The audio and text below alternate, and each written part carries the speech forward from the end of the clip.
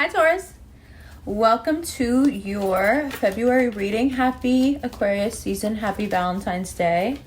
I'm just having my eyes checked after my accident in July, and that's why I'm wearing sunglasses, because it's just easier for me while I'm going through this process. This is your date look, because why should they see anything else until you're absolutely sure that they are worthy? All right, so February 2021. I was going to do your reading a little bit later, because what I want you to pay attention to happens much later in the month, but I know you guys really wanted it, so here we are. Ace of Wands. There are some huge opportunities coming in for you. Most of them have to do with work, just because of what Mercury retrograde means for you and the long-term gains you're able to set up for yourself. The very astute mind you have about business and money at the moment. It all comes together in a perfect storm and creates for you some big opportunities. Along the way, just remember that with these opportunities comes another reevaluation of everyone around you and what can stay and what needs to go and what needs to be tweaked, okay, or rediscussed. What we don't want to do is get comfortable with a little bit of success and then just want to stick to that and stop evolving and then lose the little that we had. We want to be able to let go of one rung as we're grabbing for the other in such a smooth fashion that we don't get scared and we keep making forward progress. Now, if that sounds like a lot to you, it is quite a lot. The Emperor, the King of Cups, and the Devil. I'm so glad these two horned beings came up, because I'm gonna call this month's video for you China Shop. Every situation that you find yourself in will be quite delicate, and you will want to bust right through them. You will want to say the really cutting Aries thing, or the really deeply intelligent water sign thing, or the kind of cold, logical Capricorn thing, and instead you shouldn't do any of that. You should, in fact, realize that even if you're just walking at a slow pace, it will seem to others like you are charging through the China shop of their emotions and issues, because you just don't realize the kind of speed you have right now with Mars in your heels. Got candy in my heels tonight? You definitely got candy in your heels all month. Okay. So, what I have here is delicate situations arise, and all of a sudden, you're like a bull in a china shop. Now, what I want to ask you, and this Aries card is what gives me pause. I wonder if you can go a month without being reactive, because that is definitely what you need to do in February. But I wonder if you can do it, and let me explain why. Not because of those trite reasons, like all Taurus or, Taurians are reactive and that's how they are, and it's waving the red flag in front of them and they can't help it. I get all that. But I have another question. Is it more like being a shark? Is it more like the only movement you guys really get is out of reactivity, and so that is the primary mode of transport for you, of feeling, of expressing, is being reactive, because it's the only time you really move around, and the rest of the time you're quite still, because then you have to build yourself a whole new reason to move around, a reason to respond to things, because if you've leaned into the reactivity, it may have become the only way that you interact with people. It's just a thought. Okay. And now we have some important dates coming up if you want to write them down. Now, Venus is in Aquarius until the 25th, right? But you have Mars in your sign. And between the 18th to the 21st, that Venus in Aquarius and your Mars, they square. And so in this period, you will be the quintessential heartbreaker Taurus, or someone will treat you that way. It always can go either way. it's ambiguity, it's distance, it's being emotionally unavailable. You can't explain what's going on. You wish you could say, no, it's not you, it's me, or I'll explain in a few days, but you don't know if you will. Those few days you feel very, very disconnected from any sort of romantic or even friendship, partnership. Like, you just really need to be left alone and, think. You've got to figure out now, with these long-term gains, conversations, and strategies that you're creating for work, you also have to start thinking that way in terms of love and romance, and it really does change who you're attracted to. And that's a really big thing for you, because I think for the most part, your attraction is involuntary. You never know why you're really getting attracted to someone. It's just a vibe, right? So how do you take someone who like majorly goes off vibe and say, okay, now I'm going to be really mature about this, and now I'm going to start picking people based on what the long-term trajectory would be with them? That's a lot more than a vibe, but you're going to figure it out. That's a finessing process that you figure out very well, and it makes you that much smarter and that much more successful. So we're grateful for it. We're grateful for the square. Just if you try to push romantic things between those dates, it's just going to be such a disaster. So just, between the 18th to 21st, no matter how amorous you're feeling or how needy you're feeling or how lonely you're feeling, really leave it alone. Use the time to contemplate instead of wanting some action, right? And we have the Mars card there with the Emperor, and we have Saturn there. These astrological influences are just so strong for you in February. There's not much wriggle room here for you. Those few days when Venus squares Mars and you'll be vague, I would take a little mini vacation, even if that just means you put your phone on do not disturb, and And then between the 6th and the 17th, Saturn and Uranus have that square. And a lot of times we want to make space and rebuild, but to do so, we need to first acknowledge what used to be there and what was broken down.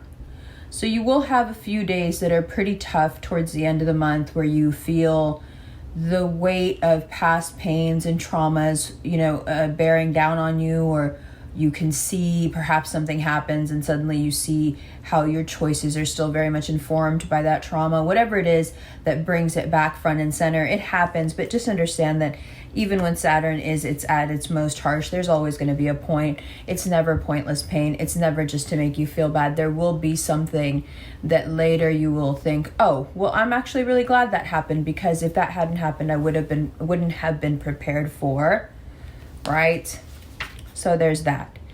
And then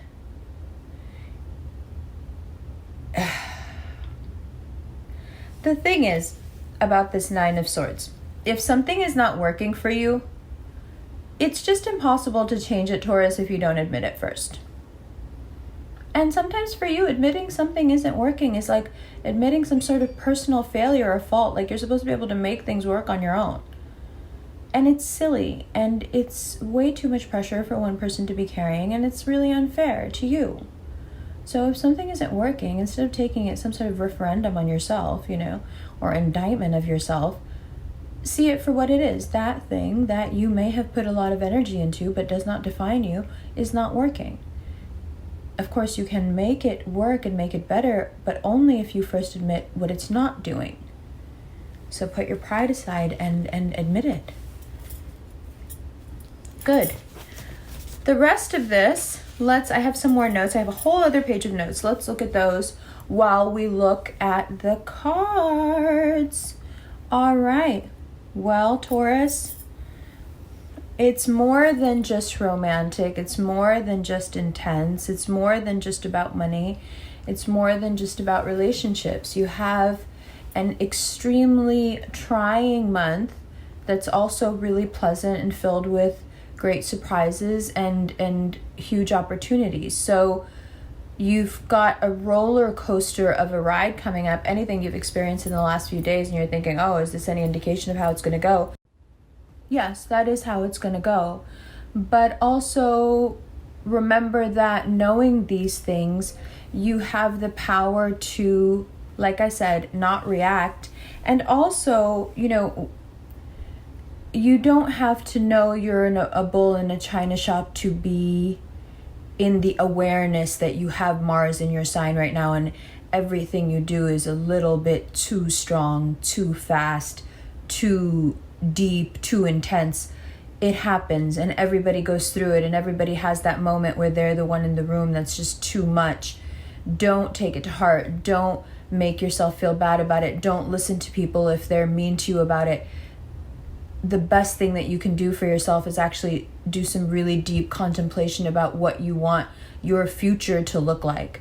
So I don't know how much you need to be around other people during this intense time anyway. Okay, let's look at these cards. Love you. Hi Taurus, welcome to the second part of your reading. Okay.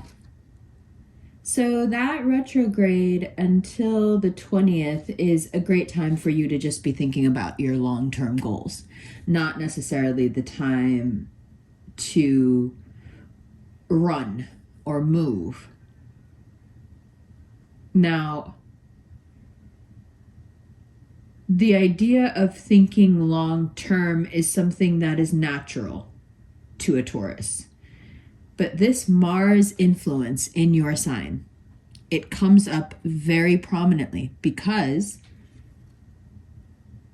it's as if that one part of you, the slowness of a Taurus, is taken away for a little bit. And it can be intoxicating because you can get a lot done and you can really throw your weight around, gain some momentum, and push through people, situations, problems. And you will feel like this is the right thing to do, right? You like situations are going to come up in the next 3 weeks that are going to make you think, you know what? If I just kind of push through this, if I put my head down and run, whoever gets in the way of these horns, well, they saw me coming. And although that will seem like the most logical thing for you to do, it's exactly what you shouldn't do. Because you have to compensate for the fact that this energy is just running all the way through you right now. So, even when you feel like you have the exact right solution, dial it back. One of the easiest ways to do that is to really get into that Mercury retrograde contemplation. Get deep. As much as you want to run and go, go, go, get still. Now, the best way to do that is to promise yourself, train yourself. Use this time with Mars in your sign, especially with the retrograde going on, the Mercury retrograde. Train yourself not to react. Now, will that be easy for you? No, but like I said in the first part, it should make you uncomfortable that being reactive is so much associated with your nature. Right? That's not something that we want to define us. Why? Well, there are many practical reasons, but perhaps the one that would be most compelling to you is that when you are reactive, it is very, very easy to control you. It's easy to figure out a reactive person and then work backwards. Do you understand what I mean? If you know that bull is going to run when you wave a certain hue of red flag, couldn't you set them up to run to exactly where you needed them to run to get them to do what you don't want to do, maybe can't do? See, because it's not just you who can throw your weight around and pick up some momentum and run through any china shop. it's also that people can make you do it by standing at the other end of the shop and waving the flag. And here you come running through the shop, destroying everything in your path, and it's not even your fight. It has nothing to do with you, actually. You just reacted to something and became a pawn in a larger plan that has nothing to do with you. It brings no benefit to you and usually ends up making you look like the bad guy. No? Excuse me, my Vedic Taurus is showing. That sounded a little aggressive. That sounded more aggressive than I wanted it to. All right. And then that brings up that question that we also explored in part 1 about mobility. If you are physically still, then usually that can translate into a mental stillness, okay? But then does that mean that the only time you're moving is when you're reacting? Because then you're going to think that reactivity is your personality. It's the impetus that gets you going, but it's not. The point of being contemplative for the next few weeks is that you get to decide what you want to do, not react to what's going on around you, and that becomes your reality and that becomes your path, because that's not fair to you. This is a lesson that Saturn will teach you with these squares, with Uranus in your sign. Every time this comes around now and Saturn squares Uranus, you're going to learn this and learn this and learn this. The great thing about Taurus is that once you know what has to be done, there isn't much stopping you or holding you back. It's just about having the information.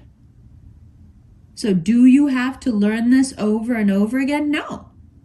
You can learn it now. You can be extra diligent and hold yourself to a very high standard and get it done and get this reactivity out of you. You can. Or it can be a long, prolonged process and, you can get dragged through it. Now, is there somewhere in the middle? Sure. Do you have time to explore it? Yes. Will your life get substantially easier as soon as you actually get this and integrate it into your personality? Yes. Good. So that's the Capricorn influencer. That's the Saturn influence. Now, we have Venus in Aquarius until February 25th. And from February 18th to the 21st, we have that Venus square Mars. It's heavy. It makes you pull back. It may actually take you to a place that just recently I have begun to understand more. Taurus does this thing where when something terrible happens, it's almost like you put yourself into a state of shock where you can't really feel what's happened and you don't really let yourself express any emotion about it until the situation has somehow been mitigated or forgotten about or in some way solved. Now, if the situation never gets solved, there is never any closure, it becomes quite dangerous because that event now that you put yourself into this state of shock to deal with stays that way. It stays unacknowledged. It stays unaddressed. It stays unexpressed. And then it becomes one more thing embedded into you that was never, not resolved with another person. This is not about anybody else. But you never acknowledged the pain attached to it. You have this survival instinct that when something happens, you can delay the pain. But sometimes, if there is no trigger to then bring that pain back up and get it out, it just seeps deeper into you unaddressed. When things like the Venus square Mars transit happen, those will come up. Of course. So, what you also do is that when someone then acknowledges what they've done, how they've hurt you, whether it's months, years later, whatever, it's after their acknowledgement, after the situation is somehow resolved or neutralized, that there is this barrage of emotions. That you then actually let yourself feel the pain that you felt initially, that you wouldn't allow yourself to feel. That is very possible for you towards the end of February. That you have these moments where you're releasing enormous amounts of pain. There's a lot of sobbing going on. There's a lot of purging going on. Right? Crying releases a bunch of manganese and then you feel better. Like there's a cathartic reset for all those sublimated disappointments where people let you down, where you brought yourself against your better judgment to count on them and they let you down. These things will come up. They will want their place in the light for a minute. So if that means that you detach from everybody and you're a bit vague and you're a bit unavailable because that's what you're going through for a few days, that's fine. People should also learn how to take care of themselves. Now, between the 6th and the 17th, while we have the Saturn Uranus square business going on, you create this blank space that you can fill with whatever you want. If you're not satisfied, admit it and fill that space with what will satisfy you. If you don't know what will satisfy you, start trying things so you find out. Don't get discouraged if you don't know and then just sit down again. That Ace of Swords is all about you figuring out during Mercury retrograde how things could be even better. Financially, in terms of work, in terms of your ideas. So use that time wisely. Don't use it to pine over or fill yourself with regret. Comb over your books. Look over the monies. Make a long-term plan. Look it over again. Work backwards. What do you want most out of life, whatever it is? How do you specifically want to live? If that means I want to wear flip-flops every day and live by the beach, then that's whatever it is, whatever you want.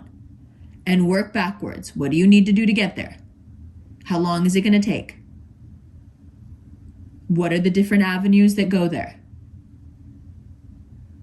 It's a perfect time to do that.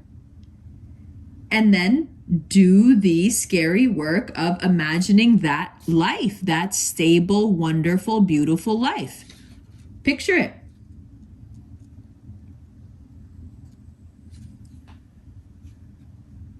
And if I were going to leave you with any parting words for the month, it would be to remember that not everyone is you. Now, the thing is, it's part of your charming humility that you would even think so. It's sweet,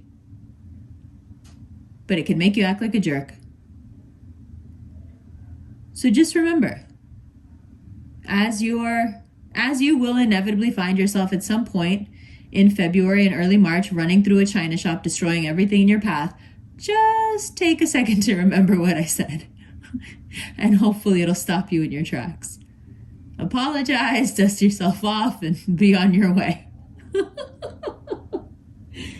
I love you. All right. In the extended, we're going to take a look at that Aries, that Capricorn. We're going to shuffle through. and figure out what is going on for early March. We'll take a look at the signs and how they apply to you. That reading is available on Vimeo. There's a link for that below. There's also a PayPal link if you would prefer, but you can find them both at ambercon.com. If you're interested in a personal reading, they're 7 to 10 minutes long and they're sent to your inbox. If you prefer an interactive reading, there are live video chat one-on-one readings every Tuesday. There's 4 slots available a week, and they usually fill up pretty fast. So you can find those on Chatalize. And if you're interested in a full moon celebration, a lunar new year celebration, a guided meditation, and a question-answer segment, check out the Eventbrite link below. And if you happen to be in Miami over Valentine's Day, we're having a meetup. There's an Eventbrite link for that as well. And last but not least, if you are interested in a look at the daily astrological transits and how they apply to your signs, come join the REVFAM at the Quietest Revolution on Insta. It's fun. It's chill. And 6 days a week, we walk 7 miles every morning. Fun! Come hang out. Love you. I'll see you in the extended right now.